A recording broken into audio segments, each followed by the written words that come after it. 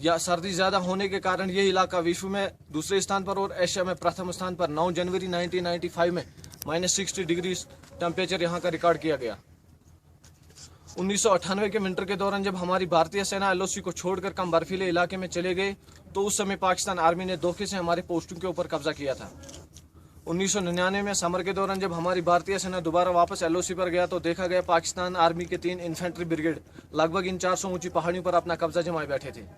ये एरिया गुमरी से लेकर साउथ ग्लेशियर तुर्तक तक था। तकरीबन 150 किलोमीटर दुश्मन ने कैप्चर कर रखा था। ये ऑपरेशन 20 मई 1999 को शुरू हुआ था और 26 जुलाई 1999 को संपन्न हुआ। इसलिए हर साल विजय दिवस 26 जुलाई को ही इस कारगिल वार मेमोरियल पर मनाया जाता है। आपके सामने तोलोलिंग पहाड़ पर दुश्मन अपना कब्जा जमाए बैठे थे। तोलोलिंग पहाड़ पर सबसे पहले 18 ग्रेनेडियर के जवानों द्वारा ऑपरेशन शुरू किया गया, लेकिन अच्छी तरह पोजीशन बनाकर बैठे पाकिस्तान आर्मी के प्रभावित फायर के द्वारा यूनिट की मूवमेंट को रोक दिया गया। मूवमेंट केवल खराब मौसम और अंधेरी रात में कामयाब हुआ। चंद दिनों की लड़ाई के बाद 18 ग्रेनेडियर एक फॉर्म बेस बनाने में कामयाब हो गया। तोलोलिंग पहाड़ पर कब्जा करने के लिए 18 ग्रेनेडियर बटालियन के साथ 2 राजरी बटालियन को डिटेल किया गया। दोनों बटालियनों ने अच्छी प्लानिंग के साथ अलग अलग दिशाओं से हमला किया और 20 मई 1999 से लेकर 13 जून 1999 तक चले संघर्षपूर्ण ऑपरेशन के दौरान दुश्मन को मुंह तोड़ जवाब दिया और तोलोलिंग पहाड़ को फिर से अपने कब्जे में ले लिया। उस ऑपरेशन के दौरान हमारी भारतीय सेना को काफ़ी नुकसान उठाना पड़ा। उस ऑपरेशन के दौरान हमारी भारतीय सेना के 3 ऑफिसर, 4 जूनियर कमीशन ऑफिसर और 33 जवानों का शहादत हुआ।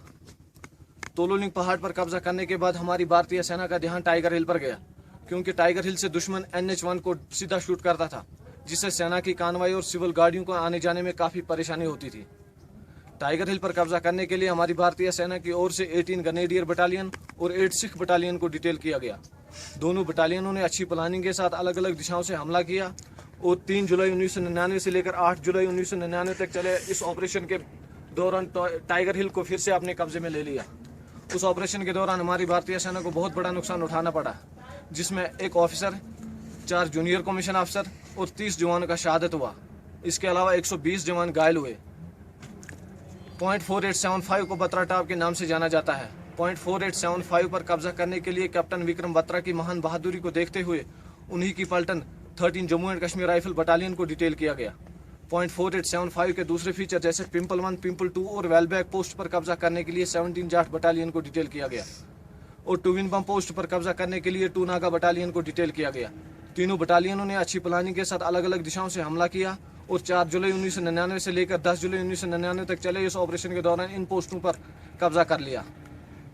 उस ऑपरेशन के दौरान हमारी भारतीय सेना को बहुत बड़ा नुकसान उठाना पड़ा, जिसमें उस ऑपरेशन के दौरान कैप्टन विक्रम बत्रा और कैप्टन अनुज नायर के साथ 59 जवानों का शहादत हुआ। कैप्टन विक्रम बत्रा और राइफलमैन संजय कुमार की महान बहादुरी को देखते हुए उन्हें परमवीर चक्र से नवाजा गया तथा कैप्टन अनुज नायर की बहादुरी को देखते हुए उन्हें महावीर चक्र से सम्मानित किया गया। जिन बटालियनों ने इस कारगिल युद्ध में हिस्सा लिया, जिन बटालियनों के ऑफिसर, जूनियर कमीशन ऑफिसर, जवानों ने देश के खातिर युद्ध में शहादत प्राप्त किया, उन सभी के नाम इस वार मेमोरियल में दर्ज है। ये वार मेमोरियल कारगिल युद्ध का इतिहास गवाह है।